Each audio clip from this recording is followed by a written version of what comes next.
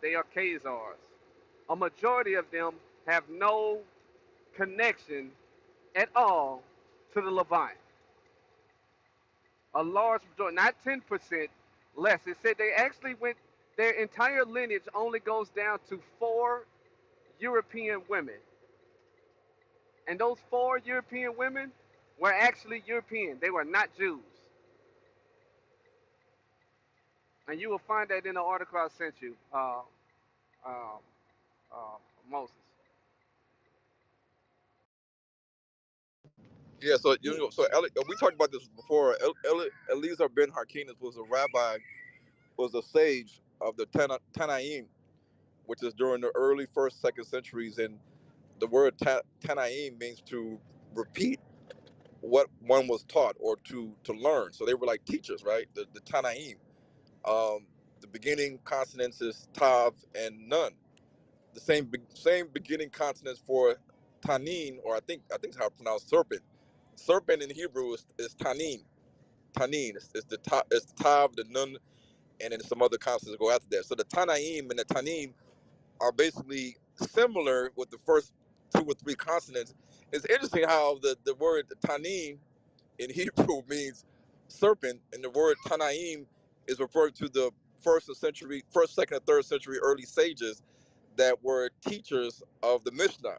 And in the Mishnah, I think it's chapter 24, like I said on the last one, that he quoted that Noah blessed his three sons. He blessed Shem, black, and he blessed Ham, black. He blessed Japhet, white. And the word they use actually in the Hebrew Mishnah for black is Shakor. So the same word they use for Ham being black is Shakor, and the same Hebrew word they use for Shem being blessed black or dark, some versions will say dark, is also Shakor. So this rabbi, sage, from many, many years ago that they call Rabbi Eliezer the Great, he even said in the Mishnah, you can go to Safaria.org, and you can look it up. He even said that Noah blessed Shem dark and comely. So obviously right then and there we know that the Shemites were not white in complexion. They were people of color, just like the people in Africa, the children of Ham. And we know, I mean, and you can look at the ancient historians how they always refer to the people in India and the people in Ethiopia and Egypt as having the same complexion, save the different texture, maybe the grain of hair, but they all had the same brownish skin tone, skin tones, as well as the Shemitic people that they always talked about that were living in the Middle East and the Levant area, and they could tell the distinction. And we know that the Hebrews, over time, they would mix heavily with the daughters of Ham, gaining more phenotypes from the Hamitic people that they lived amongst and mixed amongst, and and borrowed loan words from from being around the Egyptians and the Canaanites and so forth. So it's no surprise that we see today the Afro-Asiatic languages in certain parts of Africa. In certain parts of Africa, you will see the same maternal DNA in the Horn and the Ethiopia as you might also see in South India. So yeah, so these are things that not seen. I see not seen. I think just maternal DNA. They say any DNA, Ron, the main Unimetrics. one, the most. Unimetrics, Ron. Unimetrics. You're breaking up. Can you hear me now? Can you hear me now? Can you hear me now? Kind of better. Better? Okay, Much let me better. see. Much better. Going through a little Much area better. right now. Yeah, but you look at the basics of their maternal DNA, H, HV, J, and K. You'll see that if you type in those letters and type in distribution on Google and images, you'll see that the distribution of the maternal DNA is just a studies say, the genetic studies say that they share an ancient Eurasian ancestry. So their ancestors originated in Europe, the land of Japheth, not in Africa, not in the land of Shem. So I mean, it's a lot of research. We don't have to use DNA for everything, but we can use that and other things to prove that they are not true Shemites. I do have a question though, Moses. I came across something that stated that E1B1A was just recently found in northern Jerusalem, Syria. They found some sort of skeletal remains or something like that. I wanted to know that you know anything about that, and they connected it to the people of West Africa, the Yoruba, to be precise. Yeah, well, I knew the even view on that DNA haplogroup is be seen in Northeast Africa, and if it's seen in Northeast Africa, then we shouldn't be surprised if it's seen in right next door Egypt, which is basically Israel. And then like I say all the time, it's also seen in Spain and Portugal. It's seen in Cape Verde. It's seen in Equatorial Guinea. It's seen in Sao Tome. It's seen in Principe. It's seen in Mozambique. It's seen in all the places that the black Jews were scattered to in exile during the Spanish Portuguese Inquisition. And that's not by mistake, because we know that the Jews that were in Spain and Portugal, they were black Jews, and if they were exiled first by the Spanish, and then these black Jews had to cross over to Portugal to save some time in that place called Iberia until they finally had to go because the Portuguese said, okay, now you guys got to go. The Spanish told you guys got to go, years ago, and you came over to this part of town, and now you guys got to go. Now we're sending you somewhere, and you guys got to go to our Portuguese colonies. And where do they send these black Jews to? They send them to Cape Verde, which is outside of Guinea-Bissau, and Senegal and Gambia, and they also send them to Sao Tome. They send them to Principe. These are Portuguese colonies, and the people on these colonies have E1B1A, and they are the descendants of the Israelites that were scattered to these islands as children. But they would like to say all these mulattoes, lancados, people that were mixing with the Sephardic Jews. But when you look at the DNA on both sides, the mother and the father, overwhelmingly, it's going to show an African presence. On the maternal side, it's going to show L2, L3. On the father's side, it's going to show E1B1A. That's going to be the dominant haplogroups, whether you're talking about the mother or the father. So it don't matter if they say white Sephardic Jewish women went over to Cape Verde and started marrying the black locals living on the island, or if white Sephardic Jews came to Cape Verde, Sao Tome and Principe, and they started marrying with the local black women on the island. The DNA studies of these people on the island do not support that claim. So once again, they have been proven to be liars, and we've been believing it for hundreds of thousands of years. And now this proof is coming out in the movies and the books, and they are very scared of that. That's why they want the movies and the books taken down from Amazon. What? I think Sorry. So, I was just well, an important part, I suppose, of trying to understand who Yafet is, I say, would be also to look at etymology and language. I always say that language always determines social behavior of a people, and if you want to know the secrets of a nation group, look at their language.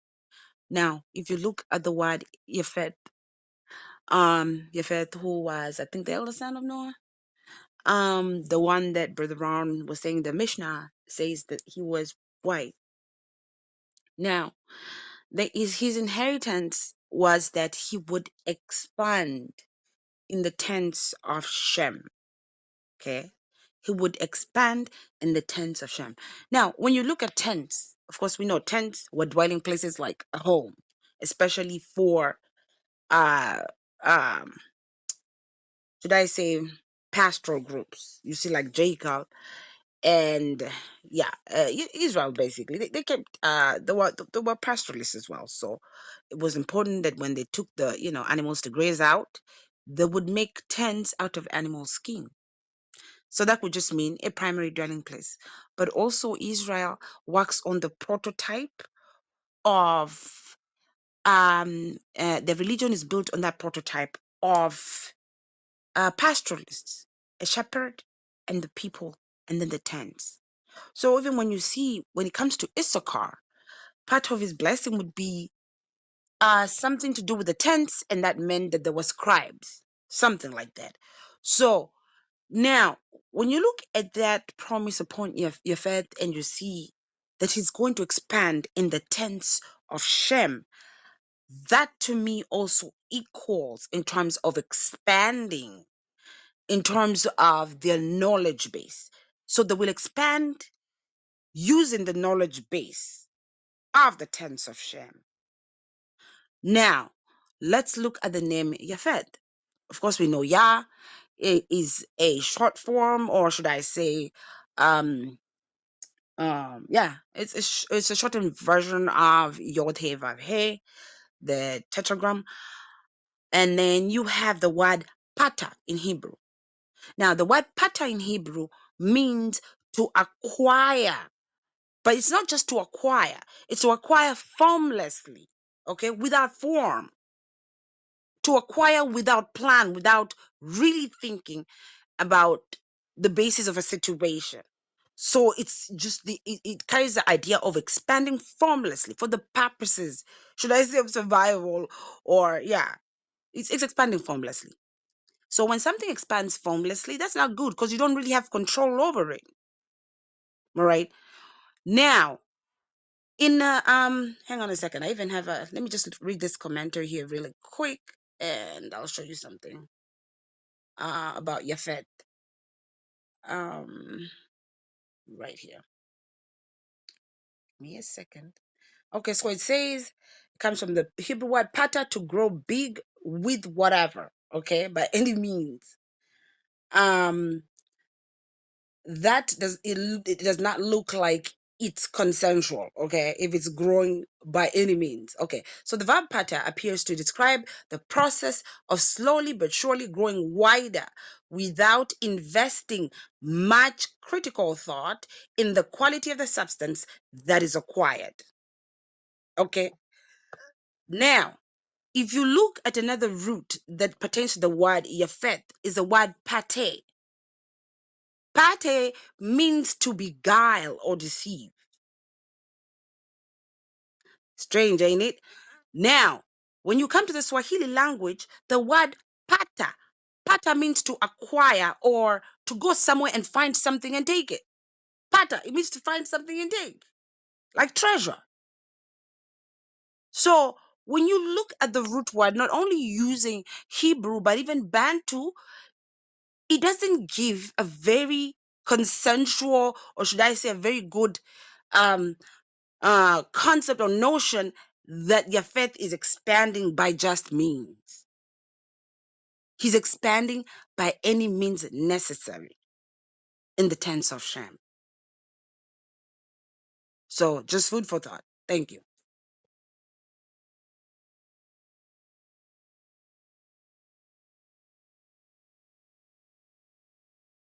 Okay, let me do a quick refresh because I was reading to the comments and stuff. Or they asking if where they can purchase the book. Or so I ping in a link to the room as a run business card. You will see when you click on this link, it will take you to the Hebrew to Negro um, platform. We got several platforms on there. The Hebrew Network, the Negro Network. Also, we got the Hebrew to Negro TV. There you can subscribe to. There's a lot of teachings. You can also with the rest of the run personal information is out there is on the link. So go ahead, make sure if you haven't yet, subscribe to the one of those, links in there. It's all in one place now. So when you click on the link, it will take you to the go to the link. One of the first thing you see Hebrew to Negro, some of the interview that Ron did already. You will see the Hebrew to Negro books if you want to go and get it. The website, the Negro website, the H1 TV website, Ron Instagram. We also have Clubhouse that we what we in right now. You got one of those on there, and also some YouTube videos and where you can also donate and stuff like that. So all in one. This is one wonderful card that recently got. So I think the link in there. And also, if is anybody want to come on stage, you can raise your hands up. We can bring you up. I'm gonna set up the queue. If you have any question for Ron or any question from the topic that we're talking about, you want to chime in, we can do that also. Thank you for all the brothers and sisters that show up tonight, today on the platform. We appreciate you. If you haven't yet subscribed to the Hebrew to Negro group, we got you there also. And Sister Cindy, I see you. I'm gonna let you speak in a minute. Um, and also just if you're on the platform, you want to come chime in, don't be afraid. We family here. We can come and discuss. I know there's a lot of discussion going on a group chat, but yeah, if you have something to say, like I said before, the beginning, if you want to come have a proper dialogue, make sure you actually read a book or watch the documentary movie, so you have something, we have something heavy, credible to talk about. But if you don't, you just come to disprove, or you just want to come and disagree with, we don't have time for you, right? That's the only thing I'm not gonna allow here. But if you do, you sincere about knowing what we got going on, please come dialogue with us. We don't we this is a short platform. There's not a lot of people on the stage right now, so it's your opportunity to come up and ask your question, or just chime in on what we got going on with the conversations that got going already. So yeah, we appreciate you. Make sure subscribe to the channel on the Hebrew Negro Club, or click on the card, and also tap in one of those websites that we have in there, so you can link out to it. Also, you want to donate to the work and things that we got going, please do. We got a lot of movies, and Ron still writing a lot of books that he haven't complete yet, where everything is going on. So make sure you tap in and be a part of this family. And we got a lot of also going on throughout the days. I'm gonna keep your update on things that we doing and things that we got going on, all the projects and stuff that we got going on. So thank you so much, brothers and sisters, for being a part of this. You can go ahead, Sister Cine. The floor is yours. Thank you. Shalom to the room, Brother Ron, and also your co-host. I forgot his name. I know he had to change his name. Shalom to everybody. Um, Ron, I just wanted to ask a couple questions as it pertains to the name of the room. You know who I am. It's good to see you. It's hard to get in touch with you these days because you're growing. Praise Yah. Um, as it pertains to Dave Chappelle in the skit, I see the name of the room. What type of ideology should we be looking at that as?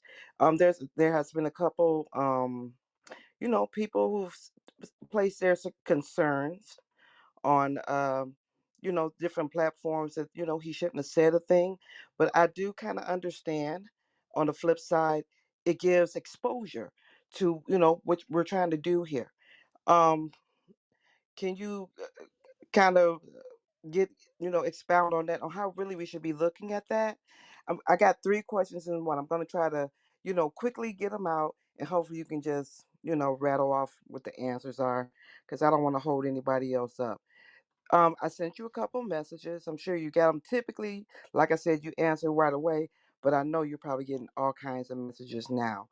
You are I'm noticing that the conscious community is kind of dropping in on some of the information as it pertains to Hebrews to Negroes in the books and the movie. In particular, Kate, I don't know if I can mention other shows on here. If I can't, just interrupt me real quick before I do, because I'm getting ready to say. But I did notice that KTL, which is Know the Ledge, which Brother Blue Pill and Red Pill had something up for a show in reference to the book and the movie. And I was wondering what you thought about that. I didn't get a chance to see the show. I don't even think it aired yet, but I was trying to wait around to see what they were going to say about it. And then my third thing was the verbiage as it pertains to anti Shemitic. I don't think you mentioned that. The definition, if I can be stand corrected, it used to be different. It was not what it is now. They kind of changed things up.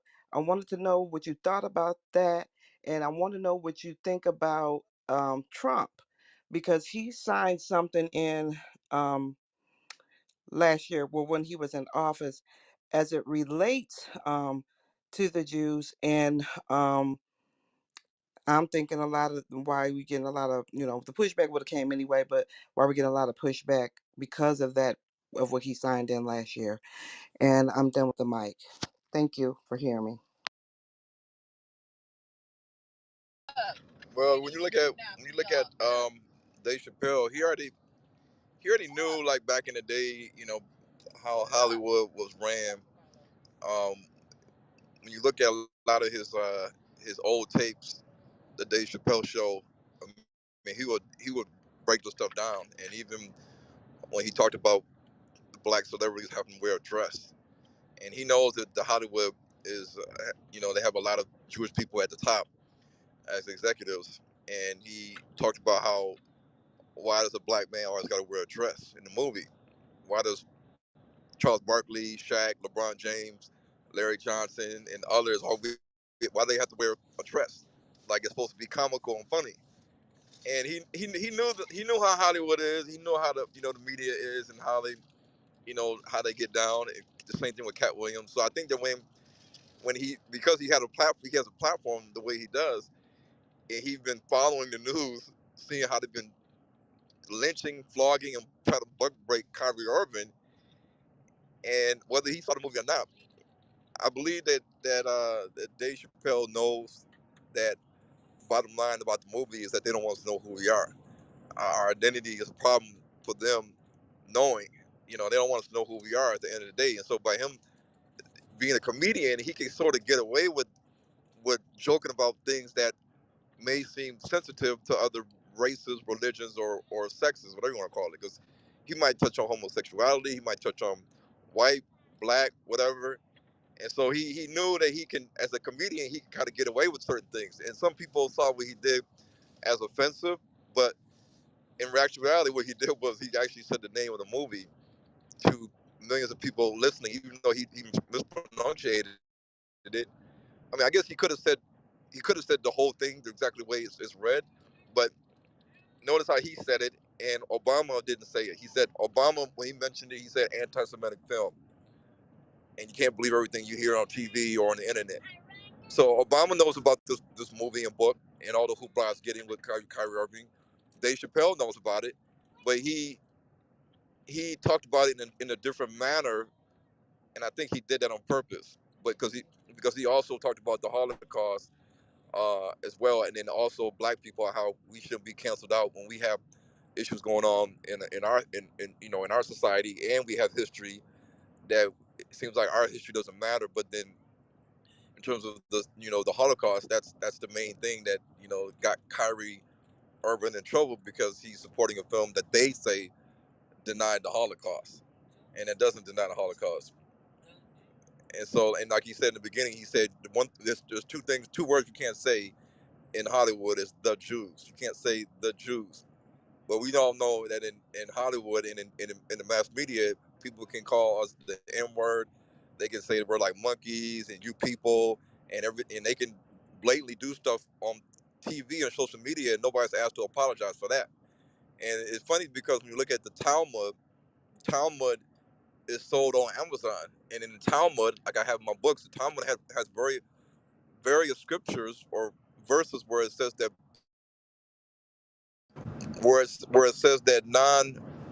non-Israelites or non-Jews or goyim are like dumb animals. We're like beasts. We're like basically, meant to be servants and slaves.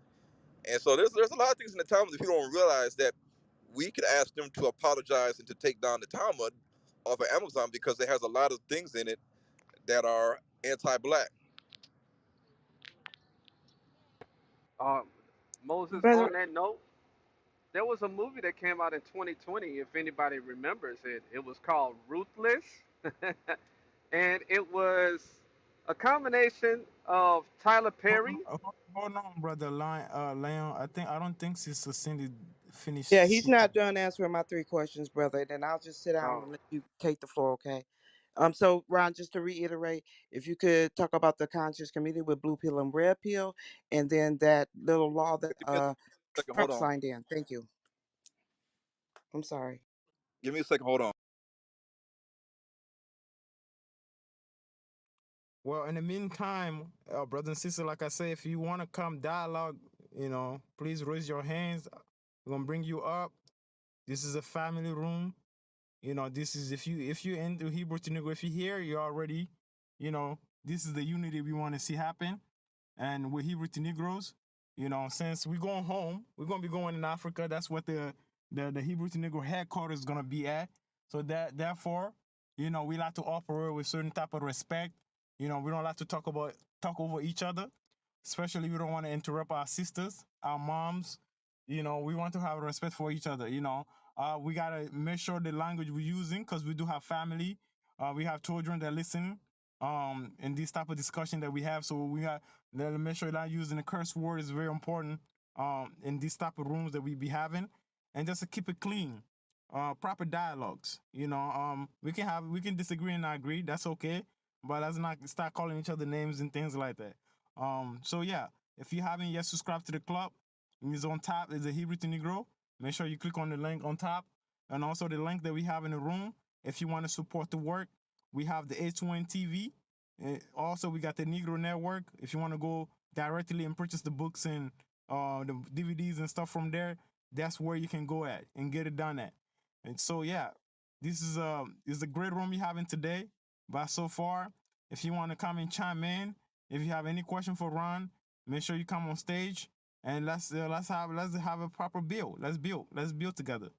Don't come on. We want to hear from you, brothers and sisters. We want to hear what's going on in your world, what's going on with your awakening, how long you been in this walk. Come and share with us in the trials and tribulations that we facing every day. And like I say, it's not just okay, just it's good that we know we Israel, we know we Hebrews, right? What's next after that? What you doing with that? What are you doing with what you know? With all this information that you're getting, what are you doing with it? Right? Because we understand the nation, they stand together. The Arab, they stay together. The Jewish community stay together. The Asians stay together. Every nation beside us, they stay together. They do things together, except us. Right? We got to change that. We got to come together. We got to unite. We got to get things done. Right? Practicing the group economic. Right? Certain things that we haven't accustomed to. Right? It take a whole village to raise a child, right? So think about those things, right? That's what we want to see us in the future, coming together to get work done as a group of people, as a nation of people, right? So let's not forget that. With all this information, what you're gonna do with it? What are you doing with it? It's very important that knowing what you're gonna do with it is very important. Where you see yourself in 5 years? What you still seeing yourself out here in America or in this European run country? That's what you want to be at. If that's what you want to be at, you have a plan for that. Do you have any plans? Right? That's what you're gonna be asking yourself. These are the questions you need to ask yourself. But if you don't know those questions, you're in a good place. Because we will tell you here in Hebrew Tunugo, we will tell you what we're doing. We will tell you the projects that we are building, the communities, the things that we are building. We will tell you all about it. All you want to use is ask the question. You want to be a part. You want to be tap in. Make sure you tap in. It's very important you tap in. Back channel. Make sure you follow us, follow one of the mods. If you have any question, make sure you ask this question so we can put you in the right places. We can't say everything on the clubhouse. Y'all understand they're running these things. This is their platform, right? So we do have, Zoom. We have all the places that we discuss our plans and things like that. So make sure you tap in so we can introduce you into this, what we're doing, all the projects and things that we're doing, so you can be a part of this. Thank you. I'm gonna keep all day in the room, time to time, brothers and sisters. But if you are here, make sure you come on the queue. Make sure you raise your hands up so we can have this type of discussion together. Iron sharpen iron. Just remember that.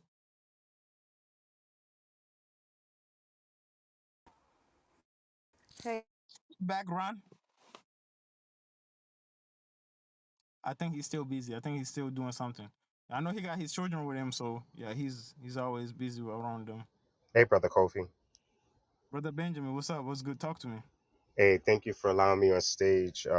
Peace to Elder Michael. Peace to Basi. Peace to Elder Ron. I just wanted to say one thing before we go forward. Ron has come out and he's done a tremendous work for our people.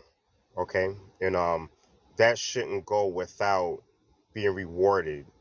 And I know in the last couple of weeks, Ron has heard a lot of people saying, "Good job," "Thank you," etc. But we got to understand that he's a man with a family as well.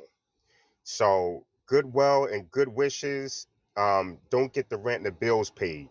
So if you have not donated to this man or at least purchased some of his work, I urge you to do that today. I don't know if I don't know if the link to his work is available or a link to where you can financially support him so he can continue to do this work. Ron is our leader, whether a lot of people may accept it or recognize it or not. His work is beyond any work that we've seen so far. and he's done more for Israel, our the nation of Israel, which is our people, than most that I've seen. And so if we definitely want to be blessed, we talk about coming together. It's about time we start coming together and supporting our leader and sustaining him so he doesn't have to worry about all the issues of the day. All he should be focused on is bringing us some more of this work.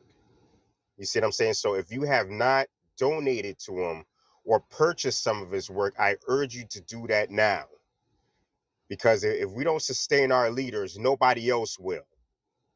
There's nothing for free. This man has created these works out of his own money, out of his own budget. He sacrificed from his family to feed us this knowledge and this education. So I urge everybody, go purchase some of his work, whether it be a book, whether it be a movie, whatever. Or if you just want to donate to him, a link should be up there for anybody to at least drop $1 in there. We spend more money on Starbucks and fast food and gas and all this other stuff. When we was in a black church, we paid tithes and got nothing in return. So donate to the man of God. If it's at least $1, it's better than nothing. And that's all I have to say. Thank you for those kind words, brother Benjamin. I want to say, I want to piggyback off of Benjamin. I will post the link that he gave me now, but I want to explain something. A lot of us come out of Christianity, Roman Christianity, and we seen how these pastors who were ignorant, how they got fat cat rich, um, and there are warnings in the scriptures if you don't know that or not, but there are warnings against that. It's a worker. I'm paraphrasing. Is worthy of his labor. The brother has sacrificed time from his family. He has 8 kids to feed. And if anybody has ever done any amount of research and laboring in the scriptures, it's not a small task. It's not a small task. And I am against giving to a unsound ministry that's only asking you to take up a plate so they can live off of it. However, if that moray or teacher is putting the work in, and we know if you've gone through his work, his documentaries, and he's constantly putting out more work, and he has a team, it takes time, it takes money, it takes sacrifice. So I personally don't have a problem with it. And if anybody to understand that this is for our nation and community, then you shouldn't have a problem with it. If that's something that you don't want to do, that's fine. However, we are um, supporting Ron. If we say we support Ron, then we need to show it in our action. And if he allow me to, I'll post the link that he gave me in the chat room.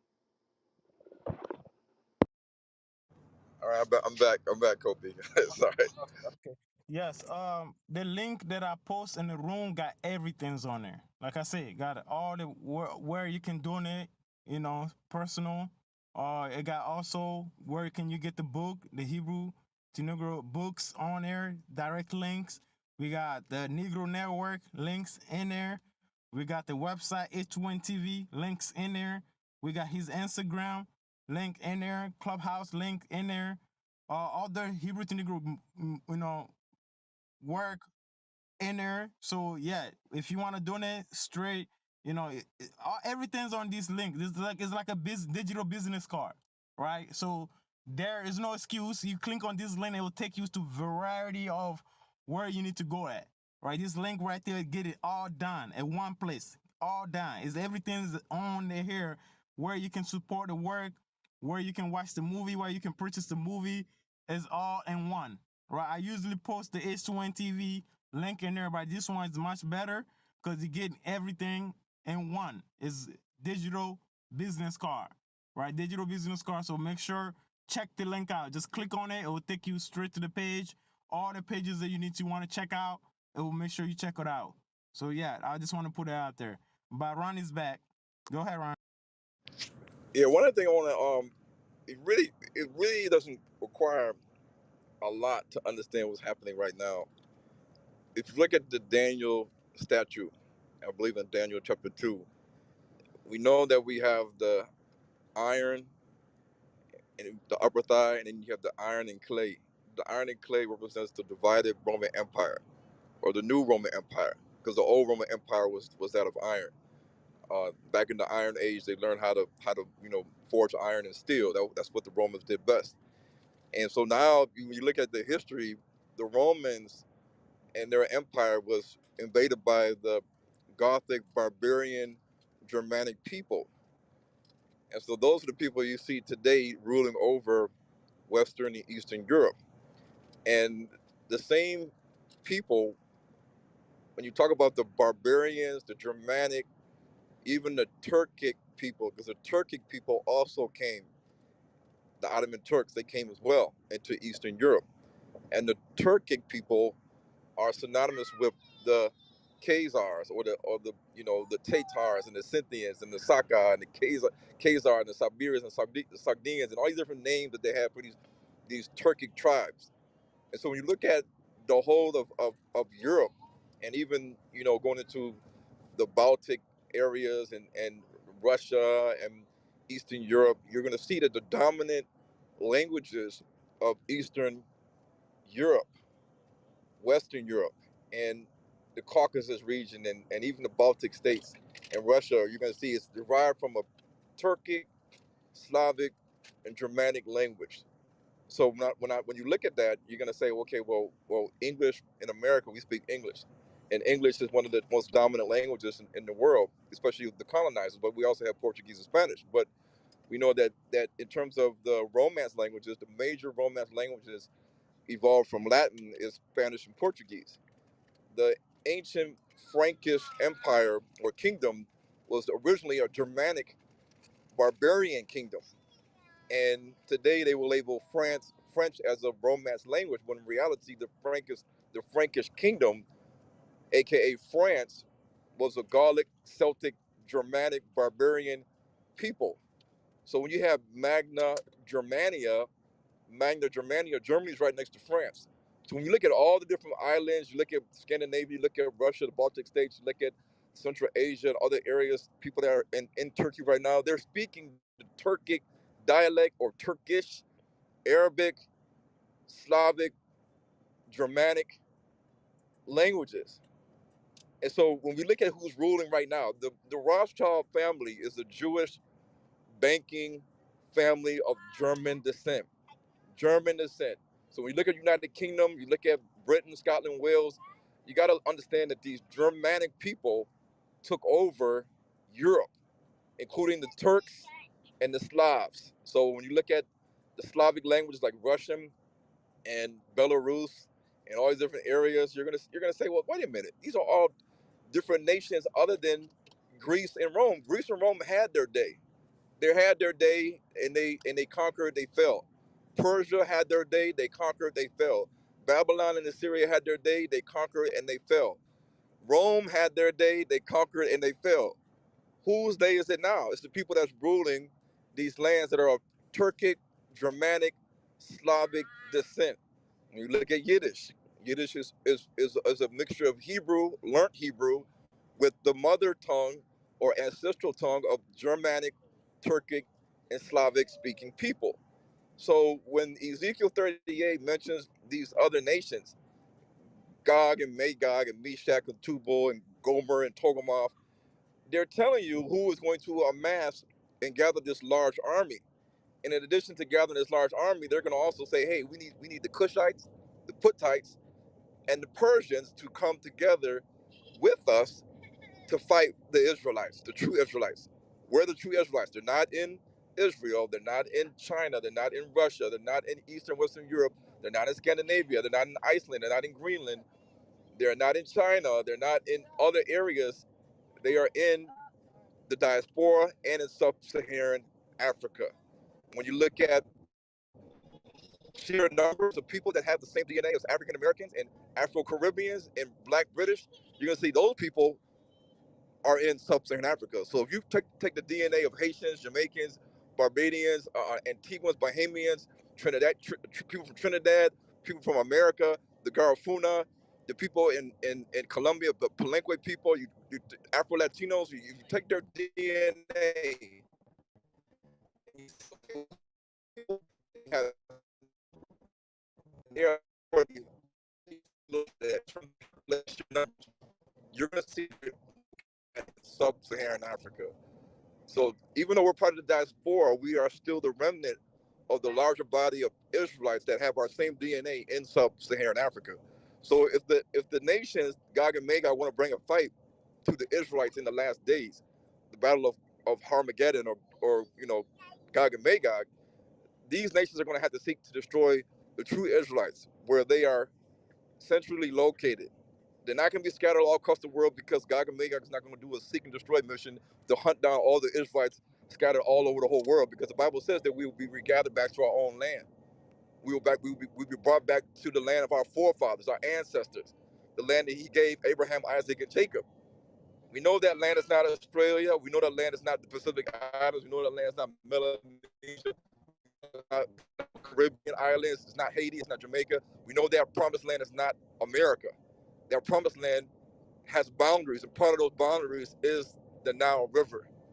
And so in the books, in the movies, in H2 and TV, I break a lot of this stuff down so people can actually see biblical prophecy come to light. And the reason why we're waking up at this time is because the Most High is letting us know that the timeline is running short, and that the awakening is going to hit America, the Caribbean, the whole world, and the last stop it's going to hit is sub-Saharan Africa, and that's when they don't want uh, people to really start waking up, because when they start waking up inside of sub-Saharan Africa, like they're doing right now with the Kyrie Irving incident, because people are in Tanzania are talking about showing the movie now. In Tanzania, people are talking about showing the movie in Ghana, showing the movie in South Africa, showing the movie in Nigeria. People are reaching out to me as we speak, saying we need to show the movie here. We need the movie translated in Swahili. We need this, we need that. So people are now awakening now to this whole incident, and they want to find out who they really are if they haven't been told this already by the ancestors. So this is the glorious time. The Most High is moving, and we have to understand that our rise, our rise and our awakening means their downfall. So they don't like that, because they know that when the Israelites come together as one, as a unified body of people, that they're going to start to fulfill biblical prophecy. And that biblical prophecy means that they are going to start getting into trouble, and they're going to start getting anxious and nervous and scared, because at the end of the day, what is the whole reason why the other nations are coming to seek to destroy the Israelites in Ezekiel 38? The, the whole word, the meaning behind Megiddo, Har Megiddo, you got to research that. Research what the word means, and what they're there for. They're there for land, and they're there for resources, and they're also there for the food that Africa provides, and the minerals. Because that's what the Bible says. We come to a people that have cattle and goods. They have land, they have silver, they have gold. This is why they're coming to Africa, to take possession of the food resources, the water resources, the land resources, and the mineral resources, so that they can survive what's coming in the last days. Because they know that they can't survive unless they have their foothold or their foot in Africa. So all these nations could not survive if Africa told them to stay in your country. We don't need you. We don't want you coming here. We want you living here. The same way black people, it's hard for us to get citizenship in Israel, but anybody that's a Jew can get automatic citizenship.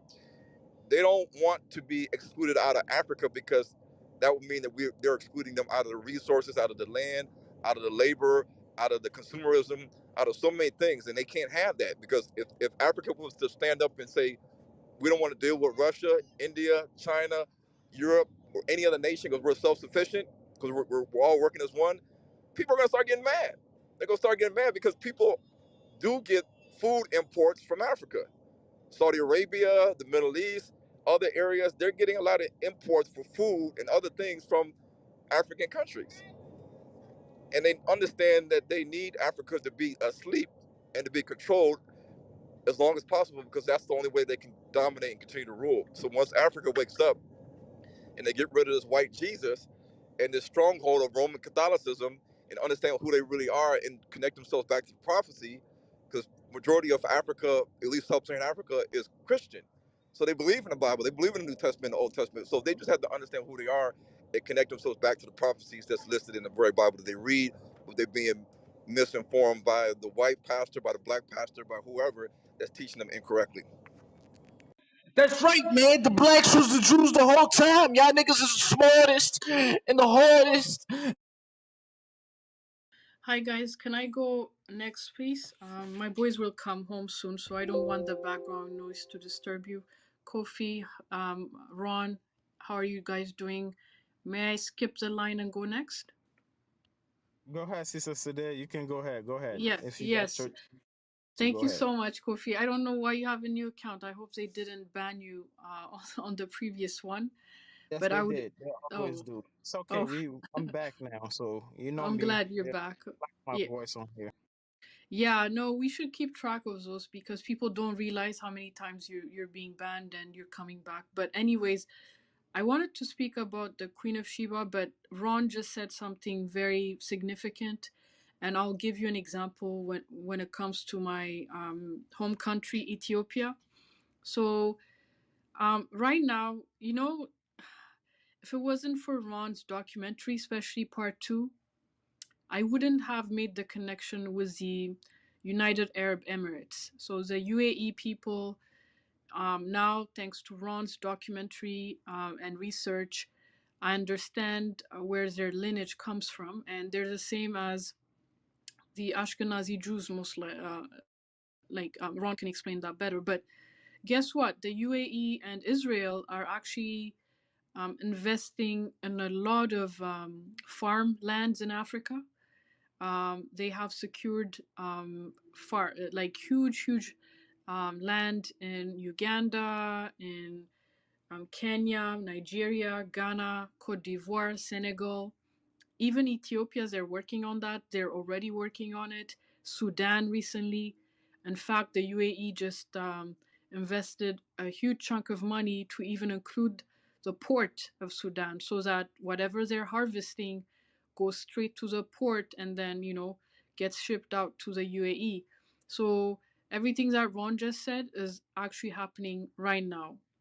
A lot of us are not paying attention because it's not news they talk about on CNN or anywhere else, but it is happening geopolitically. I wouldn't have been aware of it if it wasn't for the fact that there's an ongoing. I mean, we have a ceasefire right now, but the war that was ongoing in Ethiopia for the last 2 years was being financed by the UAE.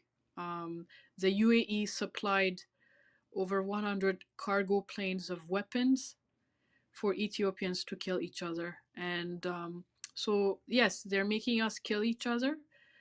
They're helping us buy weapons with their money, buy drones. For the first time in history, the Ethiopian prime minister is bombing his own people using drones supplied by, let me name the countries and it would ring a bell to you. Part two explained that. Drones supplied by Iran, Turkey, UAE. These people are involved in bombing the people in Ethiopia. They're providing the drones. It's happening right now, guys. Right now. It was happening over the last 2 years in Tigray and also now in Oromia region. So please, a lot of stuff is happening on the ground as well.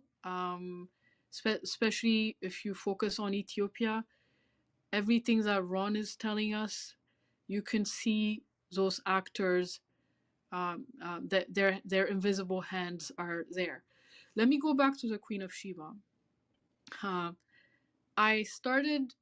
I don't know what took over me over the last few days, but for some reason I got inspired to do some digital art. I'm not gonna tell you how I'm doing it, but my focus is on the Queen of Sheba. I realized that the Ashkenazi Jews do not want us to talk about the Queen of Sheba because the Queen of Sheba is the link between Israel, ancient Israel, and Africa in a way. other, not forgetting the other historical facts, but this one is also a special one because she was mentioned in the Bible. It says she met Solomon, right? And in Ethiopia, we believe that, after her meeting with King Solomon, she bore a son. When the son was old enough, he went to visit his father. He told him, go establish a Solomonic dynasty, a Hebrew dynasty in Ethiopia. And he sent to him 1,000 Hebrews from each tribe, including the priesthood line. So over 12,000 Hebrews entered Ethiopia 3,000 years ago. This is very significant because that's how we say Judaism entered Ethiopia. That's how we say Hebrews entered Ethiopia. And that is the origin story of Ethiopian Jews or Ethiopian Hebrews. But the sad part is, when you Google this information, I'll just do this research yourself. I can, for example, I can simply look at the Jewish Virtual Library, just one example, but I bet you I'll find many more. A reliable source of historical information. They have a special page on who are the Ethiopian Jews. Can you believe that they believe they talk about the Ethiopian believe that the founder of the royal dynasty, whose last rule was the son of King Solomon, blah blah blah, and then they say the Beta Israel do not accept this history, and then they go on and say the Ethiopian Jews believe that they come from the tribe of Dan. This is a narrative that they keep on pushing whenever they go on stage here